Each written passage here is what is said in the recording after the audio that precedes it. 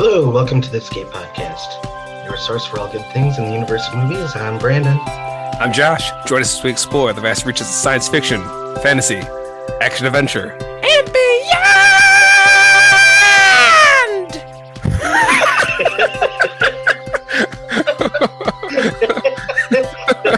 We already have that credit. All right. Okay, so... How you doing, Brandon? Oh, I'm all right. How you doing, Josh? I'm doing well. Well, this is like a major milestone for the podcast. This is our second episode after our 20th episode. That's an anniversary type thing, right? Yeah, it sure is. We're actually, we're doing our first request today, but we can get to that later. You went and saw Wonder Woman today, didn't you? Just today, me and my wife saw it. Tell us about Wonder Woman. All in all, we both liked it. There's two ways you can look at it. You can look at it as saying for DC and how they've been doing lately, it was their best, which it's basically, like DC hasn't been doing so great lately with these shared universe movies, and this one was pretty good. But the bar was set low. Yeah. So and one way to look at it is say, well, it didn't take much to make it, better than those movies, therefore it's kind of the best. But actually I liked it pretty well. I'm not saying it's a perfect movie. There was a few things I found predictable, or that, like, I don't know, like maybe this is silly, but like I like to try to see if I can figure out what's going to happen or who's going to do what or whatever. There was a few things I actually did figure out and kind of called before they happened, but that didn't mean it was bad. But I liked it. She liked it. There's a few scenes that were kind of a little too much, and the ending scene, I was just kind of like, they didn't really need to do that. I'm trying to talk about without spoiling anything, but so there's a like after credit scene. No, actually, there's not. But I'm saying like the last shot of the movie before it goes to credits, it was not needed to me. But, a little pointless. Yeah, that's a good way to put it. Pointless. But so how's her acting? She has a little bit of an accent. I don't know. Sometimes, I know this sounds really mean, but sometimes like certain people with heavy accents when they speak English, like, I don't know, it just doesn't. I don't know, sometimes it just doesn't come across right to me, or I don't know. Maybe that's just my way of perceiving it. But she's supposed to be, this Amazonian person, so like, I guess it kind of works for where she's supposed to come from. Like, was it believable when she was doing like action scenes? It to me, it was like any modern action movie or sci-fi action movie. Because for me, when I think of Wonder Woman, I think like that Amazonian and this actress. It looks like you could snap her in half pretty easily.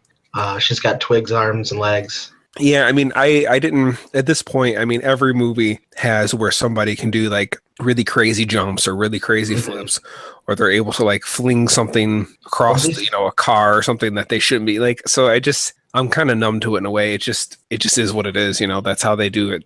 Well, DC in particular is, as far as their characters go, is pretty guilty of making everybody overpowered too. So yeah, that was one of my concerns. It's like she's so skinny. It seems like. I'm not saying I want like one of the wrestling women like China or whatever in there, but just a little more meat on the bones. Well, she did do a lot of working out to prepare for the movie. Would you give it a grade, or is it too early to tell? You need to think about it more.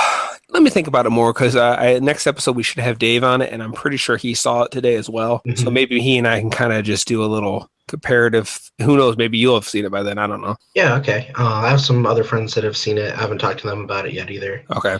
The early reviews were coming out pretty good. Yeah. So I'm assuming that this one is actually gonna be pretty decent. It just my interest is not so high. Yeah. I wasn't dying to see it, but it was kind of the type of thing where I was looking around, we don't get to get out much, me and my wife, having a kid and all, and me working two jobs. It's kind of rare. So we kind of wanted to go to the movie, and it was kind of like, well, what's out? And she threw out Pirates of the Caribbean, and I was like, well, I don't know. Like, I can kind of wait on that one. And plus I heard it didn't do so well. Not that I don't always go. Yeah. It's not that I always go just off what critics say. I'm like, there's a lot of movies. Like, I still want to see Suicide Squad, despite how poorly it was received. I'm still willing to watch it for myself. So like, I'm willing to watch a movie even if it does bad. But I was a little more interested in Wonder Woman. And like we were talking a while back, I remember something about, I was saying, if I had the ability to see like an early screen of either Wonder Woman or Justice League, I would have chosen Wonder Woman. Just a little more interested in that than some of the other, like the team ups, or I don't know. I think it's just because based off the trailer, I thought like the World War One setting was kind of cooler or more interesting. You don't see too many World War One movies. I did see War Horse was a couple years ago, and that was took place in World War One, but most everything's going to be World War Two, you know.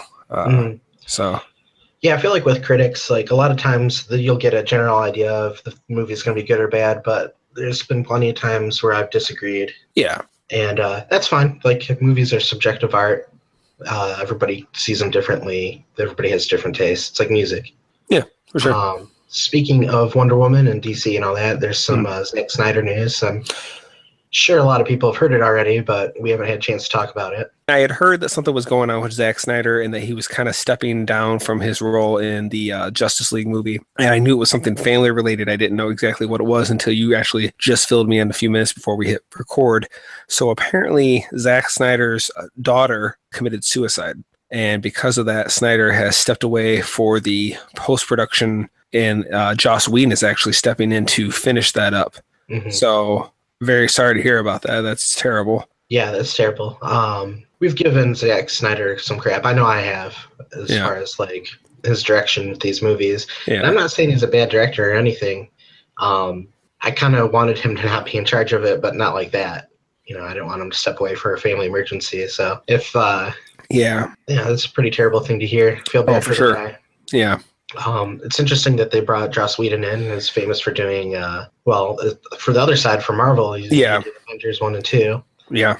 I was kind of surprised to learn that too. So that's interesting. I wonder if that will have any kind of impact on the movie. Well, it said post-production, so I'm not sure how much an influence he can really have, because it seems like most of the movies in the can. I don't know. Yeah, they probably have a huge chunk of it done. Yeah. It said something about reshoots too, right? Maybe it did, yeah. Maybe it did say something about reshoots. I don't know. We'll see. Yeah. I don't know. It didn't say how long he planned on stepping out for. It said indefinitely, right? No, I didn't see anything that said a time frame. Yeah. Well, hopefully the movie's good, and hopefully he can deal with his grief. Yeah. Him and his family. That's a pretty terrible thing to hear. Oh, for sure. You just also saw Antman. You're knocking all the superhero movies out of the way. Yeah. You were kind enough to let me borrow it, and I know this is kind of a way late for to be talking about now, but oh well. Okay. So yeah, I finally saw Antman just the other night, and I liked it all in all. Kind of reminded me of Iron Man, the first Iron Man, a little bit. Just a guy who has this company, somebody that he kind of entrusted with his company, kind of is trying to overthrow him and, just steal his ideas. There are certain things like Wonder Woman. There was a few things I kind of did predict before they happen. But all in all, it was a fun movie. I guess we shouldn't get too much into it, because I think down the road we're going to end up doing the Marvel movies and the DC movies at some point, right? But, it was, there was a few things, like, I kind of thought the ending fight was a little anticlimactic. Like, why did they fight each other small? Like, on the Thomas the Train, like, I was like, why would they? I understand, like, how you could use, if that was a real thing, they use the advantage of being able to shrink and enlarge to, do stuff. But at that point in time, they were just staying small, and, like, he was shooting his lasers on the Thomas train. I was like, I don't get why. Well, I believe, didn't they say that their strength increased exponentially with how small they got? But he was just shooting at him with his like gun things, so like that had nothing to do with his strength, I would think. I think maybe at that point, if one of them had gotten larger, the smaller guy would have had the advantage. So if one goes small, the other one goes small, and then they stay that way until one is the victor, I suppose. Yeah, I mean, like I said, it was a fun movie. I did like it. Me and my wife. Remind you of any other movie? In terms of Marvel movies? Any movie. Like I said, it definitely reminded me of Iron Man. It didn't remind you of Honey, I Shrunk the Kids? I mean, only in the fact that they were small. Like I didn't playing with the ants and all that stuff. Oh, honestly, no. The whole time I watched it, that never came to mind. No, I didn't. I didn't think of that. Yeah, Ant-Man. It was. It's not the best Marvel movie, but it's decent. It's a little bit different. The story is a little bit smaller, somewhat of a pun intended. Yeah. So, it's kind of a heist movie a little bit. I know Marvel is trying to kind of break away from it being just a superhero movie. Like they kind of want their movies to be other things entwined. So like, Yeah.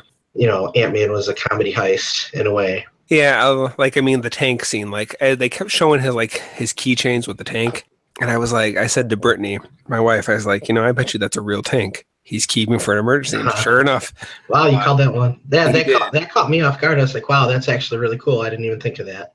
and like a few other small. I mean, I liked it. I liked it. Small things, huh?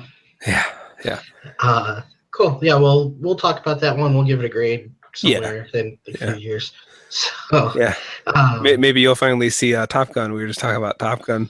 Yeah, there's some movies that I've never seen that everybody else has, and it's okay because I've seen a ton of movies that other people haven't seen. So yeah, me and Brittany at one point we were going down this list of like some of the so-called best movies ever, and everyone always talks about Top Gun. So we rented it, and I tell you what, we rented it, and we started like.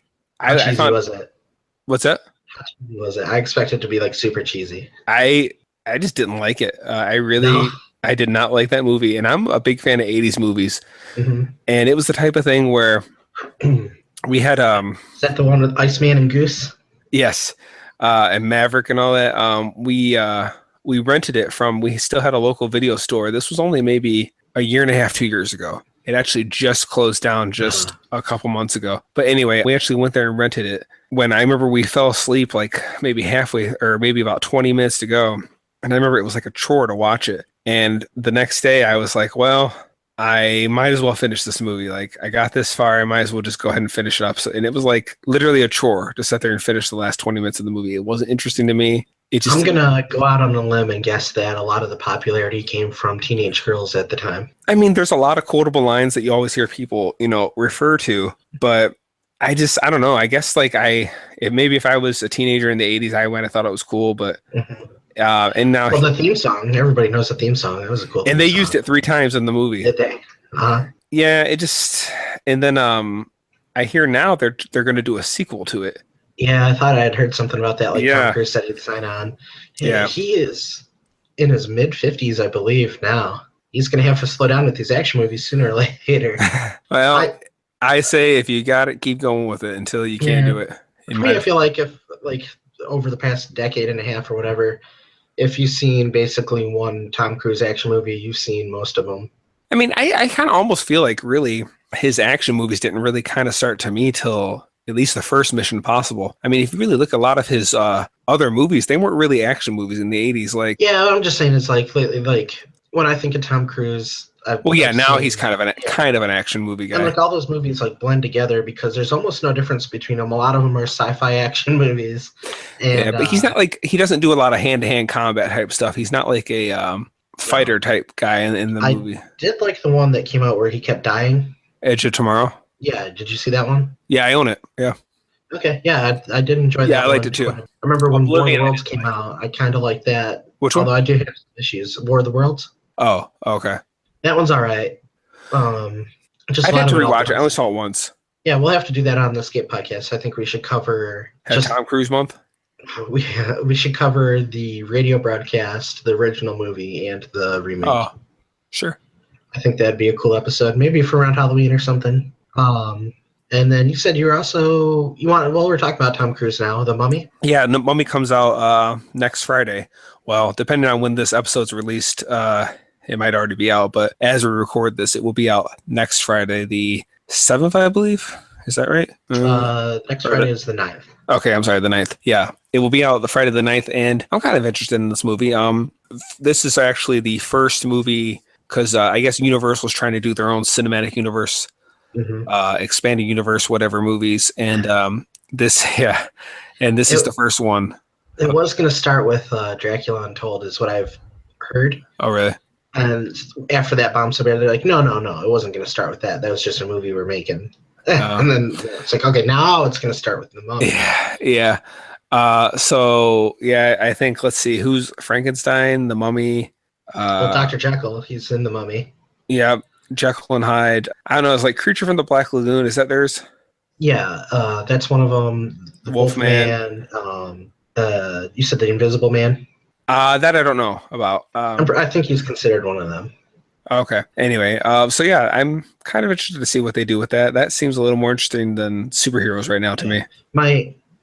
I have mixed feelings about this movie. Like, I want it to do well because I think the idea of the classic Marvel, the classic Yeah. Universal monsters, Yeah.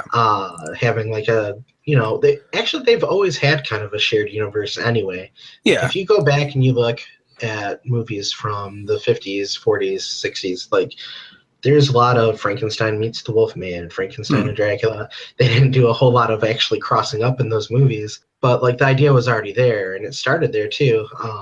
They Yeah. were one of the first people to do that kind of crossover, and I'd kind of like to see where they go with it. Maybe if you can drag me to it, or if we can work out some kind of plan, we can go see it and then immediately talk about it, like we were talking about doing Yeah, that'd be at cool. some point. Yeah, That that'd be can cool. maybe be the first one. Sure. Um, my butt stinks. Yeah, it does. Uh, okay. Another thing that happened recently in the world of movies is we lost Roger Moore, Hmm. the one of the more notable Bond actors. He actually starred in more Bond movies than any of the other actors, Oh, really? as far as official Bond movies go. Yeah, if you include Never Say Never Again, which had Sean Connery in it, then Sean Connery and Roger Moore are tied. Okay. John and I just actually went to a little event where they were showing two James Bond movies back to back. It was a double feature Okay. for Roger Moore in honor of him, and it was For Your Eyes Only and The Spy Who Loved Me. Okay. Personally, Roger Moore for me is my favorite Bond. Oh, really? Yeah, he's started in the 70s, ended in the 80s. Something that's kind of interesting about him taking over after Sean Connery. Sean Connery left. He was getting a little bit older. He didn't really want to be identified with Bond all the time anymore. So he's like, okay, I'm done with it. And when they got Roger Moore to come in, Roger Moore's actually older than Sean Connery. Oh, really? And they had tried to get Roger Moore to come in to fill in for Sean Connery after, I want to say, You Only Live Twice. Okay. There was a break. There was Sean Connery, then George Lazenby, who only starred in one movie. It was on Her Majesty's Secret Service, and they wanted Roger Moore for that one. But he was already busy doing a TV show called The Saint, which I'm sure you've heard of. Yeah, didn't Val Kilmer do like a movie adaptation of that? Yeah. Actually, Okay. now that I'm thinking about that, I might want to go check that movie out, see if Roger Moore has a cameo or anything like that. I never saw the TV show or the movie. I just know about it. But they couldn't get him to do it, so Sean Connery came back for one more movie, Diamonds Are Forever, and then the next one was Live and Let Die with Roger Moore. And I might consider Sean Connery to be like the total package when it comes to Bond. Like he's got like he's got the lethality, he's got the funny quips and comebacks, he's got the action, he's got the gadgets, he's got it all. Like he's like the perfect mix. And then every actor that's come after him has been like leaning towards one way or another. Well, Roger Moore seems to be kind of like the more comedic Bond, the suave gentleman Hmm. who always has something, maybe not always witty, but at least something witty or cheesy to say in every situation. He's always calm and cool under pressure. His movies for me, like when I first started getting into Bond as a teenager, I always was more entertained by his. He had like more cartoony villains, and I always thought that was cool, like Jaws and what he did. Oh, I actually looked it up. Roger Moore did have a cameo as voice on car radio in the Saint Okay. movie. So, Oh yeah, that's cool. So I was sad to hear that he passed. I know he was older, and I was kind of it didn't catch me off guard too much, I guess. But yeah, I've been watching a lot of Roger Moore Bond movies over the past week and a half. okay. You're not a huge Bond fan, right? No, not really. I liked. I got into the video game Everything or Nothing, which is based off of Pierce Brosnan's likeness. So if I had to pick one, I would pick him just by kind of default that I don't really know or have much exposure to any of the others. So yeah, but no, I never got into Bond too much. Okay. Well, maybe we'll get you to watch one or two somewhere down the road. I feel like I started to watch one time with John, and it was just kind of like difficult for me. Well, maybe we'll try again, and maybe I we will won't. try again. I will try again. Well, you ready to do our main feature here? No. All right. Since you said no, we will get started. Today, it's our first request. It's a movie that everybody knows Kurt Russell from for wearing the eye patch. It is. Oh, I thought we were talking. Man, I was thinking Captain Ron. Yeah, it's Captain Ron. Okay, Captain Ron. So Captain Ron came out in 1993 as Martin Short. Oh, no, wait. We're doing Escape from New York. Sorry. Oh, Escape from New York. Okay. Yeah, Ameer requested Escape from New York. We both just watched it and took some notes. Do you have any trivia for us? Yes, I have a few. Escape from New York, which was released in 1981. It was directed by John Carpenter, and as you said, stars Kurt Russell. So Escape from New York currently holds a 85% on Rotten Tomatoes, so not too bad. Kurt Russell has said this is his favorite character and movie he's done. Snake's eye patch was a suggestion by Russell. The model of the city was repainted and used for Blade Runner. Oh. The open narration and computer voice was done by Jamie Lee Curtis, uncredited. Russell's based his performance on Clint Eastwood. Yeah, that sounds about right. I think, have you ever seen Big Trouble in Little China? I have. Very John Wayne in that movie. That's funny. The manholes were made of wood so the actors could more easily lift them. The film's budget was $7 million, which at the time was Carpenter's largest film at that point. Wow, that's still like nothing. Yeah. This is the first film to be shot on Liberty Island. The opening sequence on Liberty Island and the helicopter scene at the beginning of the movie when it's coming over. Not only that, but this is also the only shots that were filmed in New York City. The rest of it, do you know where it was? St. Louis. Okay. Yeah, I was going to say I thought it was Missouri. Yeah. The script had a scene where Snake and an accomplice rob a high-end security bank, which would explain his arrest, but that was never filmed, I guess. I like that they never showed it. Yeah. Russell had to take the eye patch off between takes because he said wearing it too long affected his depth perception. Okay. I could see that. Solid Snake of the Metal Gear games was based off of Snake, and in fact, one of the games, the character goes by the alias Pliskin. At one point, doesn't that character wear an eye patch as well? Actually, I believe he does, yes. Okay. Nick Nolte, Jeff Bridges, Chuck Norris, Clint Eastwood, Tommy Lee Jones, and Charles Bronson were all either wanted or considered to play Snake, which I thought that was kind of interesting, some of those choices. That's a nice list. Roger Corman, his company, Corman New World Pictures, used matte paintings, glass paintings, 3D modeling, time-lapse photography, and model animation for the effects. Oh, I did not know that he worked with Corman for this. Yeah. There was a 10-foot by 10-foot miniature model of Manhattan that was used. The shot of Maggie's corpse was done in Carpenter's driveway months after principal photography. This scene was added after J.J. Abrams saw an early cut of the film pointing out that Maggie's death wasn't established. J.J. was a teenager at the time, and his dad worked for the studio, so he was able to see an early cut. Yeah. That's crazy. Yeah. And this is the last one, the one I actually kind of thought was the most interesting. Every character that says, "I heard you were dead," dies. Oh, wow. Okay. Yeah. I did notice that repetition there. I didn't put any thought into that. They were the ones that die. Yeah.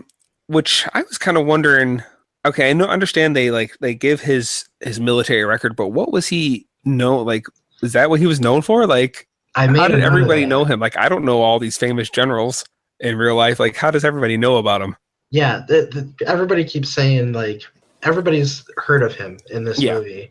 You're Snake Plissken, and, like, they're all basically in jail. And they just keep saying that. You're saying, "Oh, I heard of you. I know you." And I keep thinking to myself, like, how is he so famous among these people? Yeah, for sure. And by, like, the third time that happened, I was like, I really hope they just don't ever explain that because that's hilarious. Yeah.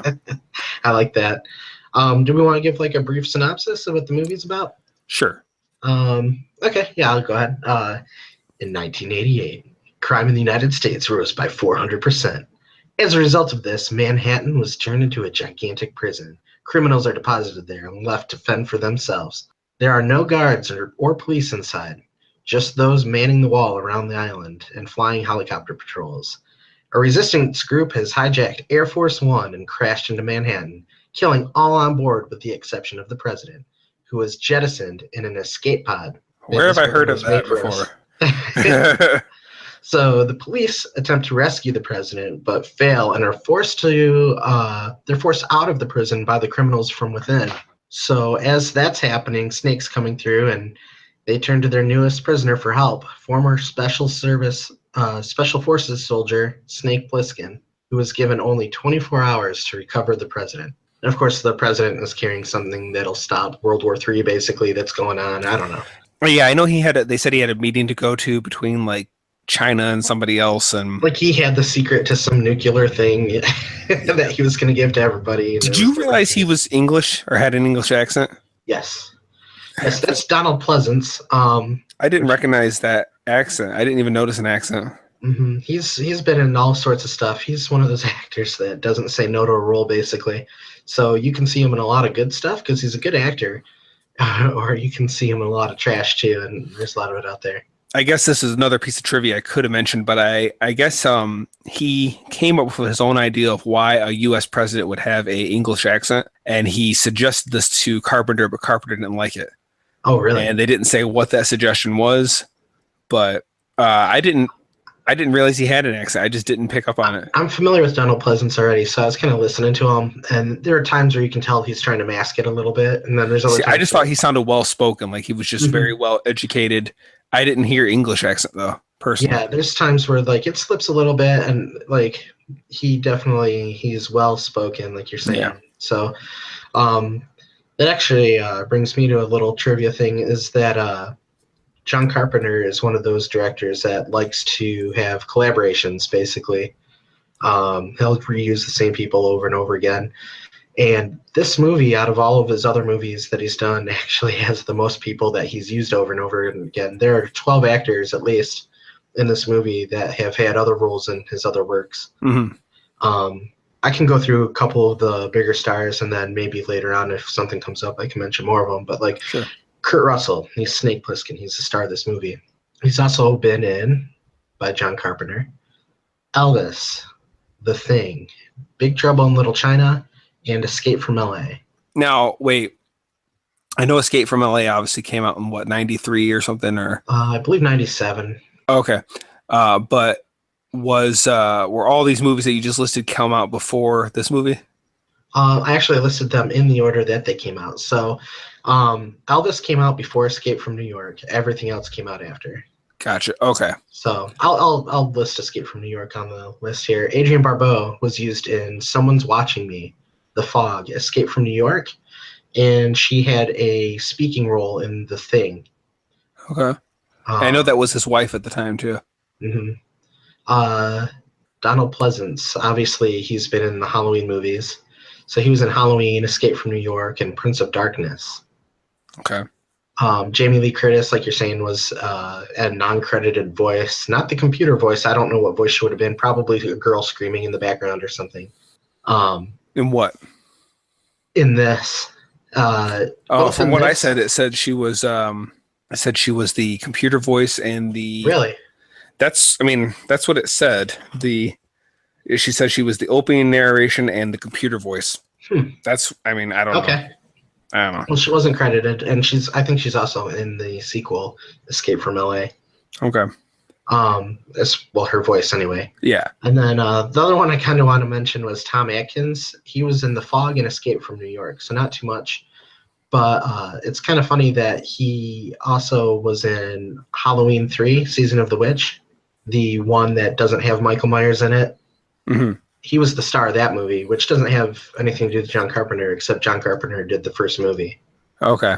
So that's kind of a funny connection there. And have you ever seen that movie? No, I don't think I have. Not that one. It's something to watch. So had you seen this before we watched it for the podcast? I watched it one time knowing that we were going to do it, and then I watched it again to try to really try to pick up on some more things. So I've now watched it twice. The first time I ever saw anything of it was one time I was flipping through the channels and kind of caught a little bit of it and watched it for a little bit, but I didn't see the whole thing ever until more recently. I had seen parts of it on TV. I think the most I had ever seen of it, my dad had been watching it, and I stopped by and watched a little bit of it with him. Yeah, I watched it again. It's currently on Netflix if anybody wants to go check it out. If you haven't seen it and you don't want spoilers, go watch it real quick and then get back to us. Yes, please come back to us. Yeah. One thing I noticed as I was watching this movie, and I enjoyed the movie. I thought it was fun.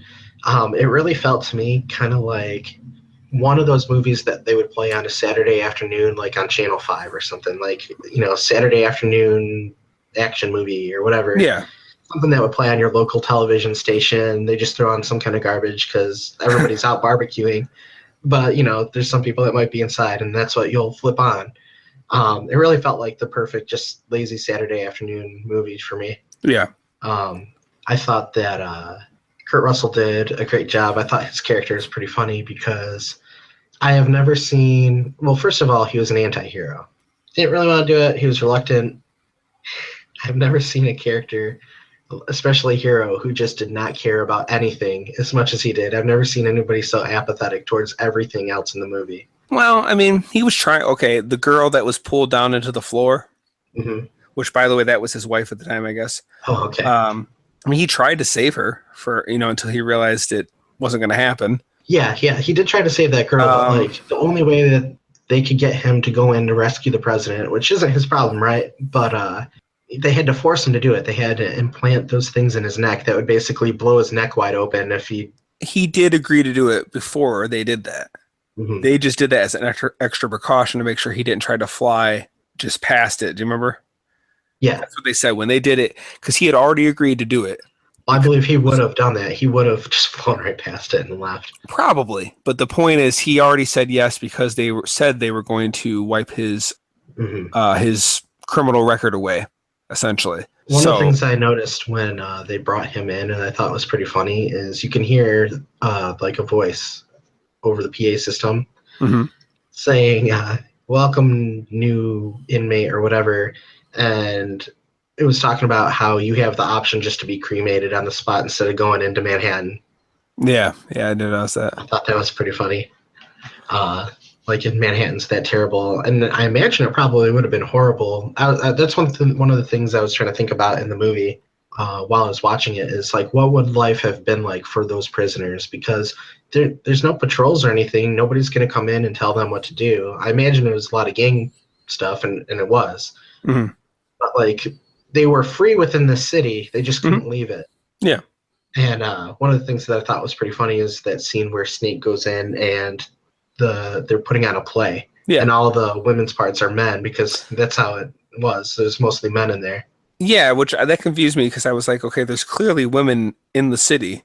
So why would they be men?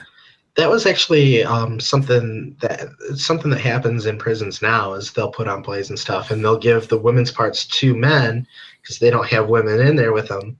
Right, so but in this case... I think it was a reference to that, but yeah, there were women in there. Yeah. What do you think happened to the people that lived in Manhattan before? That's actually one of my points is, what happened to all the businesses that were there and the residents that were there? Yeah, I guess they had to leave. They were forced to leave their homes, and if they had jobs, if they were a business, like I started my own business there, I'd have to uproot everything because they wanted to turn an entire city to a prison. I'd imagine they'd have to offer incentives for people to move, unless they declared martial law and just started kicking people out. Yeah, I mean, they probably would have a good amount of time. If you think about this, if this was a realistic thing, how long would it take to build this wall around the entire city, a 50-foot wall? So they probably had a lot of time. I would think it would take a couple of years to do that. At least. And then I was also wondering how much it would cost to do all this and then have like the wall manned and have the helicopters go in. I don't know. I was also wondering why Manhattan? Like, why not just... Well, you know what I mean? Like, why not just banish them to, like, some island or something? Like, I know this Alcatraz, but, like a bigger island or a further out island. I don't know. Maybe that was the idea, is because Manhattan's, well, I don't know. Just a way to set it in New York, and then there's an island there. So we'll just make that our prison, and then you have all these skyscrapers. They involve the World Trade Center. Yeah.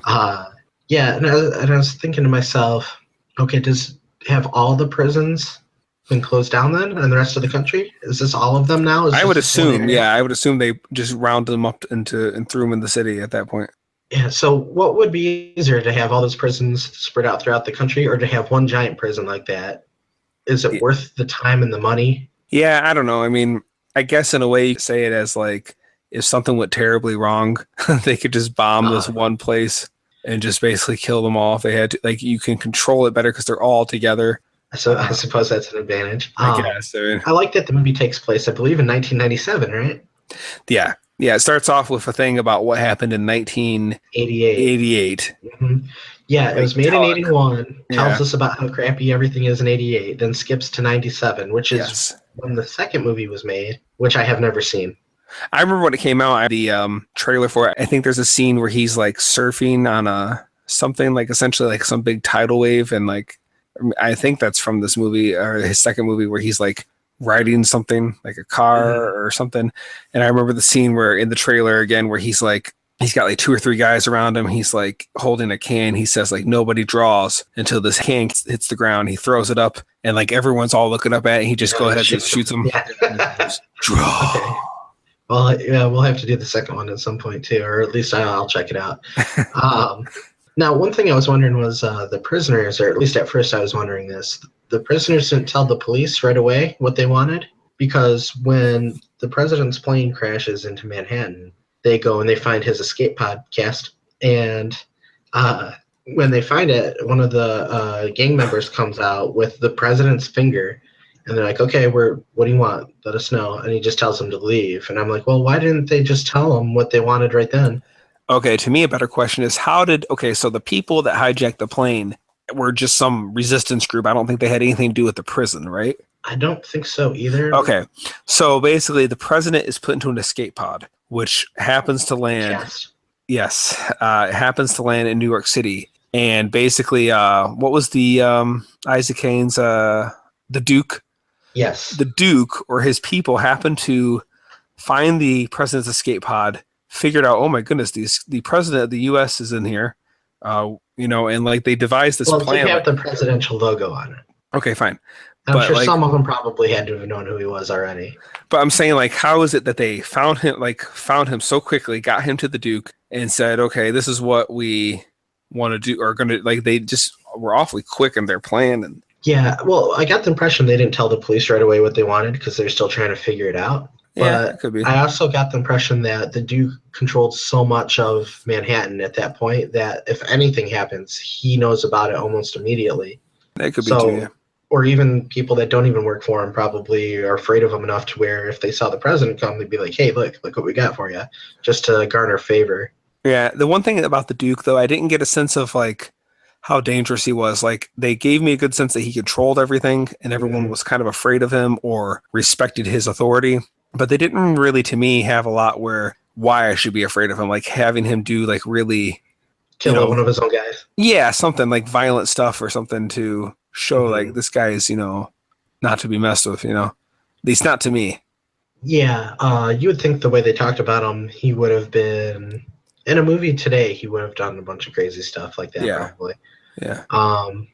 I kind of like the idea that he just got the control, he got the power somehow, and like even though he is kind of a doink, that he was the one in charge anyway.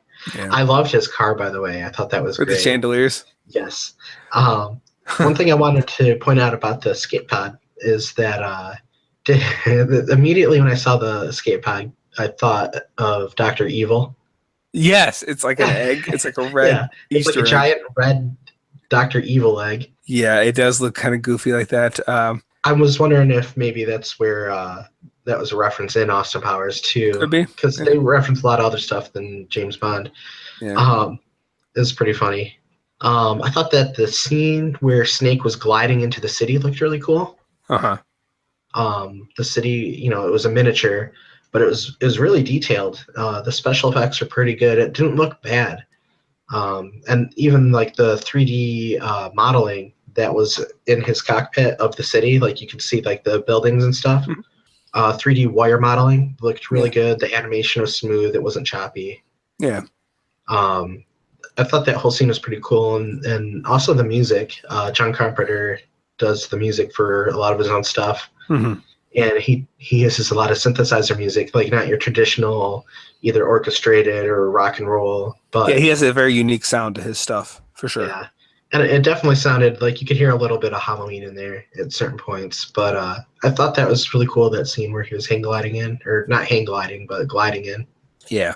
I thought they did a good job, like, displaying, like, how large the city was, how vast, how the city was a prison for a long time, and how run down it looked, and, deep in the poverty it was, like, just how it seemed very lived in, like by these people, like it had been that way for a while, or was just really ravished. I thought that was Especially for the budget that they had. Like they did a great job of making it feel like a large lived-in city, and yeah. like this was a real place. They did a great job. Yeah, because when he is using the tracker and he traces it down to that, the basement of the theater, and he finds out that basically they took the tracer off the president and put it on some bum or whatever, and he basically now realizes that he's got nothing.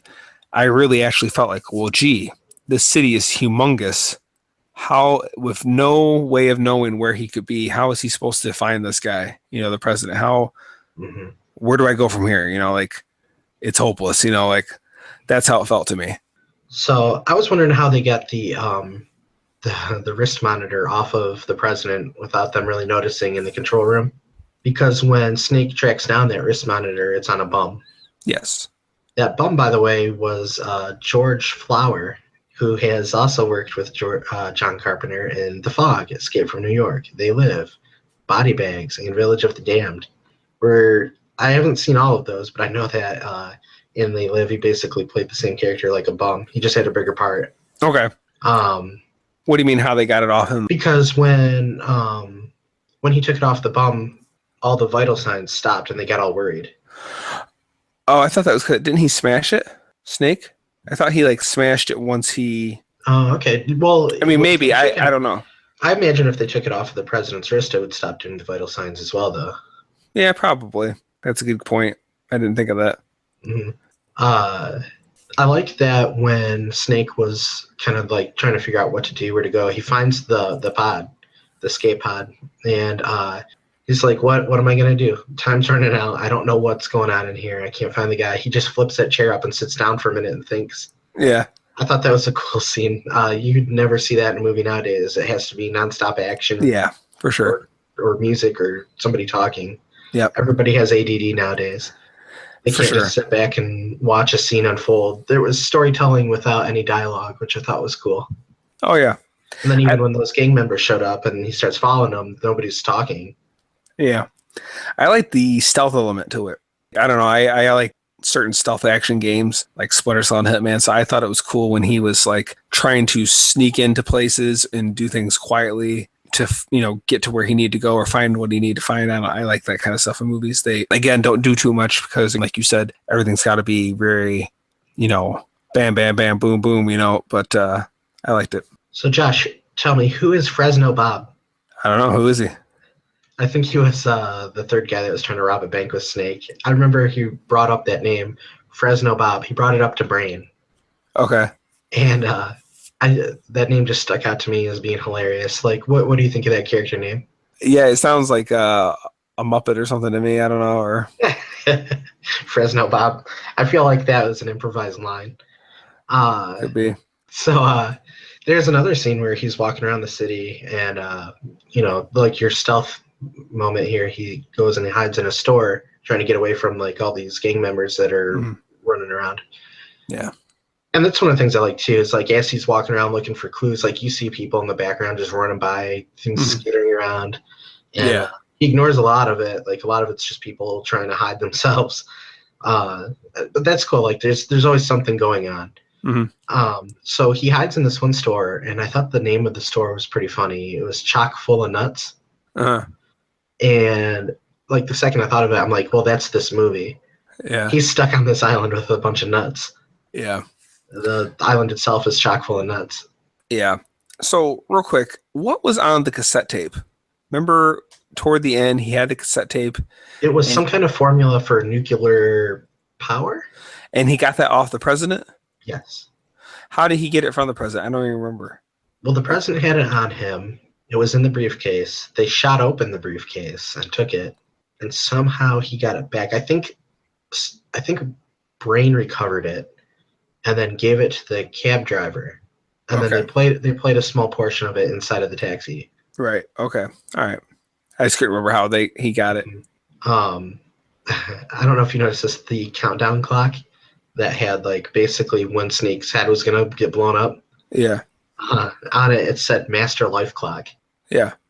That's what it said in the control room. Yeah, it said Master Life Clock and it's counting down, and I'm like, why would they put that on there? They've done this before. Yeah, like that's a very specific clock then that you're using. Yeah. Like you couldn't just use any clock. It has to be like this is Snake's clock. It's the Master Life clock. Somebody go out and get some lettering to put on here so we know which Yeah. one it is. Yeah. I thought that was pretty funny. Yeah. I mean, it's just to, I guess, heighten the sense of urgency to the audience that his life is taking away. I guess I don't know. Yeah, it was something to remind the audience, like so the audience knew what they were looking at. But I think I would have known what I was looking at anyway. Yeah, for sure. I also noticed like after the fighting scene with the wrestler, it turned from day to night awfully quick. Snake had he broke that wrist monitor. He set off that wrist monitor on the other guy, the one that was supposed to be his. Yeah. And at the same time, the guys that were going out to the helicopters to come in and like do like emergency, let's get the president now. It was daytime when they were walking out to the helicopters, and then it shows Snake going up to the top of the building, and when he gets up there, it's just pitch black already. Yeah, that happens in movies a lot where, they just don't think about, I just watched something, I think it was Antman actually, and I point out to Brittany that like, oh wow, it's nighttime already, or it's daytime already, like it can get dark quick, but it was like middle of the day bright, and then it was like midnight dark. Yeah. It was pretty that's just editors need to pay attention to that kind of stuff, Yeah, I'm sure that stuff is easy to miss. I know through editing YouTube videos, I miss things all the time. Well, also though, I mean, it may not always be the editor's fault, because if they like, let's say, wrapped up for the day for whatever reason and then didn't shoot that next scene to later, or maybe that was a pickup scene, what choice does that editor have to, if he doesn't have any more shots of them doing the same thing in the daylight, and just the next scene has them doing it at the nighttime, he just kind of has to roll with it, like, what I mean? Like if they didn't film it, I got to go with what I got, Well, that's partially the director's fault then as well. Yeah, for sure. Speaking of that wrestling scene, me being the wrestling fan, I had to look that guy up. Yeah. His name was Ox Baker. He was an actual professional wrestler. I'm not as familiar with him because he was a little bit before my time. His career was more from like the 60s and 70s. Okay. And by the time like wrestling got huge in the 80s, the mid 80s, but once the 80s came along, his career was starting to, on the decline. So he worked for the WWF, which is a thing. For you kiddies out there, WWE used to be called WWF, World Wrestling Federation. And before that, it was owned by Vince McMahon's dad, Vince McMahon Sr., and it was the Worldwide Wrestling Federation, so WWF. Okay. And then he worked for WWF, NWA, and AWA. His career died down in the 80s. He opened up a wrestling school and trained a lot of wrestlers, most notably the wrestler known as The Undertaker. I'm sure everybody knows who he is. No. So Ox Baker, well, besides you. I know he is. Ox Baker, the wrestler from this movie, trained The Undertaker, which is kind of interesting. And this wouldn't be the last time that John Carpenter used a wrestler in his movies. He is actually a big fan of wrestling when he was a kid. Not so much anymore. He thinks it sucks because it does now. But watch it. I watch it from time to time, but it's not like it was. It's no good anymore. I actually watched a video on YouTube, an interview with him where he was talking specifically about like Roddy Piper and wrestling and all that. Mm-hmm. Maybe we'll share that on our Facebook page, which we will give you the address to, the link to at the end of the episode here. I don't have a whole lot more to say about the movie itself. As far as things I noticed, I did think it was hilarious when Donald Pleasance killed the Duke. They were pulling him up with the rope. So President goes up first. Here comes the Duke. He's about to shoot Snake. Then somebody shoots him with a machine gun. It was the President up at the top of the wall. Yeah, I kind of already forgot about that. I remember it now that you say it, but like I have a terrible memory. You're the Duke. You're the Duke of New York. You're the big shot, because that's what he was making him do earlier. He was shooting at the President. So what did you think of this movie? I thought it was a fun movie to watch. I mean, it's not on my list as a top favorite movie, or I don't feel like I missed out because I hadn't seen it earlier. It was a fun movie to watch. I enjoyed it. It entertained me for the hour and a half or whatever it was. Yeah, the pacing was pretty good. It didn't feel too long or too short. Yeah. The second time I watched it, I was actually surprised when I realized how far I was into it. I was like, wow, it feels like I kind of just started this. So what would your score be for this? Let me think for a minute about that. through the magic of editing, this will be faster, but maybe a C. Okay, yeah, that sounds pretty close. I was going to say a C plus. Okay. Yeah, it wasn't the best movie ever, but it was very entertaining. It was fun. You know, I can understand it was probably a bigger movie when it came out. It was probably pretty popular, or did pretty well, I would guess. Well, it's one of the things that helped push John Carpenter's career. Yeah, he had done a few movies before, but like this was one of the bigger ones. Yeah. Yeah, it's just a fun movie to watch. Other comparable movies might be like The Warriors. Oh yeah. Warriors, come out and play. Yeah, I was gonna say if I had another bottle, I would. Yeah. Warriors. Can you dig it? Yeah, that's another like goofy movie with a silly premise, but like it's super entertaining to watch. Yeah. Yeah, I'm looking forward to watching the sequel. I know John wanted to watch the sequel, so. Oh really? Did John like this movie? Yeah, I don't think he had ever seen it. I don't know if he realized. Oh, he saw it now? No. Oh, he has never seen this one. But he's gonna watch this one before he watches the sequel, right? I would think so. He sounded like he just wanted to watch the sequel, so it makes me wonder what he heard about the sequel. John, if you're listening. Yeah. Oh, I think there's a wrestler in it. I think I did look at that. I think there's a wrestler in it. Oh, another wrestler. Let's see. Again, through the magic of editing, we will have this faster. But it's got Bruce Campbell in it. It's got. Okay, that's probably part of it right there. See, some of these people, I don't know if they're wrestlers though. I'll say that probably Bruce Campbell is the main reason. He saw that Bruce Campbell was in it and wanted to see it because of that. If there's another wrestler in it, he'll want to see it because of that as well. You should look up because I don't know these guys as much as you would. I'll look it up after. Yeah. So is this our first John Carpenter movie? Yes, it is. Okay. Yeah. He's well known for other things like Halloween, which I should point out.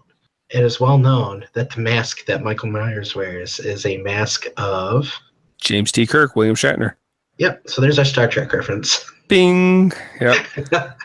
So yeah, we both wanted to talk about The Thing, so we'll be doing that eventually. We do have now The Thing is one I've never seen completely. Yeah, I actually just was able to get the original too, which I haven't watched. The Thing from Another World. Mm-hmm. Yeah, it's funny to me, and most people don't seem to know that The Thing is a remake of that. 1950? I'm gonna say 55, but don't quote me on that. I was gonna say 8. I don't know. 54, 55. But yeah, it was like I said, it was a fun movie. It was kind of cool because, like I said, I'd seen a little bit of it years ago, but never really saw the whole thing. I liked it. It was fun. You know, not my favorite thing ever, but we'll cover The Thing at some point. I also wouldn't mind doing They Live. I think that's great for the podcast. Yeah, I have seen it. 1951, by the way. The Thing from Another World. Okay. A little bit earlier than I thought. Yeah. Yeah, I saw that movie with John. Of course, John wanted me to watch that movie. Thing from Another World. You mean They Live? Or yeah, The Thing. Yeah, They Live. Sorry, They Live. Yeah, you weren't too thrilled with it. How old were you? Was it like you guys were teenagers? No. Well, I'm gonna guess. I would just guess like maybe mid 2000s, maybe 2004 or 5. I don't 6. I'm not quite. I think if you rewatch it, you might find that like the idea of the movie is more relevant now than even when it came out. Well, yeah, from all the subliminal messages and you know, like I could see what you're saying on that. Yeah. Yeah, that's an interesting thing about the movie. Yeah, but stay tuned for more John Carpenter. We take requests. This was a request, like I said before, from Ameer. We have another request from Scott coming up. I have some people that have requested movies to me personally. When I told them what I'd like to tell you guys. If you have a request, just put it on our Facebook page, reply to a YouTube video, email it to us. Were these requests for your Movie Phil Presents channel? No, they were for the podcast. Oh, really? What requests were they? I didn't even hear about this. One is the Krampus. Oh, really? Okay. I was actually kind of interested in watching that. You talk about the movie that just came out like last year, Krampus, with Adam Scott in it? There's a few Krampus movies, but yeah, that's the one. That's the biggest one that came out. So yeah, I was actually interested in watching that. I was interested in it too. I wasn't sure about it from the trailers. Yeah. But everything I had heard about it made it sound good. Okay. Yeah, I've purposely made sure because I don't know, I like the big reveal in movies like the monster or whatever it is. So I've made sure not to look at too much because I don't want to see. They never showed the monster's face in the trailers, at least that I've seen. So I've kind of made sure not to spoil that. Yeah. So maybe we'll save that one for somewhere between Halloween and Christmas. Sure. It's me. I'm trying to get like movies to come out like in a theme. Like so now we're basically in summer now. We're planning on doing some summer movies. If you have any summer movies out there that you want us to talk about, let us know before it's too late. Any movie just at all, just let us know. We should do The Sandlot. Did you ever watch that when you were a kid? I have seen The Sandlot. Were you a kid when you saw it, or did you not see it till you were older? I feel like I was a teenager. Okay, huh? Came out in the early 90s? I want to say 93, but don't quote me on that. Yeah, let's see. By 93, I would have been 10, so I don't think I saw it right away when it came out. I think it was a couple of years after. Let's see if I can look that up real quick. Yeah, 93. Wow, that surprised me. Only 58% on Rotten Tomatoes. Really? I hear people talk about that movie all the time. Yeah. All right, so was there anything else you wanted to add? Yeah, so everybody that's listening, why don't you get 20 people each, 20 people to download, rate, subscribe, listen. On, Josh. We can do better than that. Okay, everybody that's listening, all 10 5 of you. How many did you say? 10s. So all 10s of you, all you got to do is get anywhere between 130 and 415 of your closest friends and relatives to share the podcast and then subscribe to us on YouTube. Right. If you do that in no time, we'll be happy. And you want to make us happy. Yes. We're crying all the time. Yeah. You don't want us to be crying all the time. It gets really lonely in this podcast, especially with Josh. Just floating around in the dead of space. Naked. Sharing our socks. You ever had to share a sock with a grown man? Same time? Both feet in one sock? We have. And we left it that way. We're joined at the feet. Yeah, we're Foot Brothers. We're part of the Foot Clan. Yeah. And we eat a lot of fruit by the foot. Oh, nice. So, yeah, Josh, why don't you tell everybody how they can contact us and reach us? Yes, there are several ways to do such things as that. You can, the most basic one, you can just write us on our Gmail, which is escapepodcast16@gmail.com. You can also find us on iTunes by searching The Escape Podcast. Do you want to say one, or do you want me to say them all? Oh, you're doing a great job. Keep up. All right. You can search for us on Podomatic, YouTube, and hold on, I forgot the last one. Right. We got Facebook. We got YouTube. Hold on, I'll just look. I can't remember. Gmail, iTunes, Podomatic. Yeah, hold on. Let me. Okay. Yes, and we should say that the 100th person to like us on Facebook may win a car. Yes, a toy car. That doesn't exist. While I'm here, I'd like to also throw out that Brandon has a more superior YouTube channel where he reviews movies called Movie Film Presents, and I will actually throw another link to that up on the Facebook. But I would suggest everybody go check that out because it is much better, much more put together, and it's also a video review, so you get to see things flash on the screen while he talks about it. I have no idea what he's talking about. Yeah, it's not as bland and boring as just listen to these two idiots drone on. No, it's a work in progress. It's just it's very good. It's very good. So yeah, it's something I plan on. I'm falling behind a little bit, but whatever. I have fun doing the podcast. I'm glad that I got a chance to join the Escape Podcast. Me too. We didn't realize you stowed away. Yeah, like I said, Dave made me out of those parts, and I've been sticking around ever since. You have a hard time getting rid of me. Well, very good. We're glad to have you. So listen to Brandon's show, listen to our show, like, rate, and review all of us, and tell everyone you see. Everyone. Just walk down the street and just grab people and tell them about us. And we don't have any t-shirts to give out, but if you wanted to make an Escape Podcast t-shirt and wear it around town, that would be okay by us. Yeah, we'll allow it. I'll allow it. Yeah, sounds good. Okay, I think we're done now. All right. Thank you for listening, and we will see you next week or 2 weeks or when. We'll whatever. We'll see you. Toodles. Bye.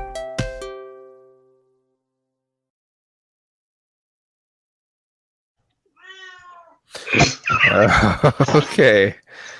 And we are recording again. I will try to cut that little part out.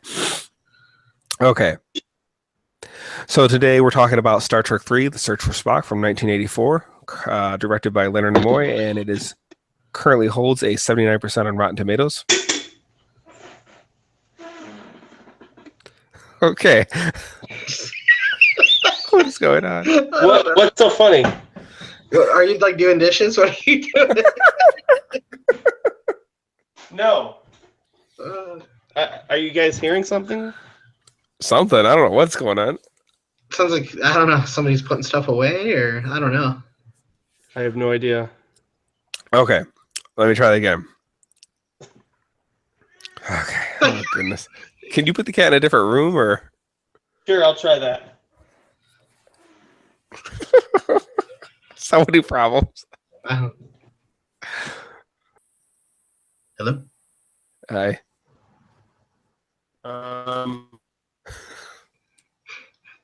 Can you hear me? Can you hear me now? You want to use your phone now? Now Hey, you do you want to sound use your like phone? Can you hear me now? Keep talking. Testing 1, 2,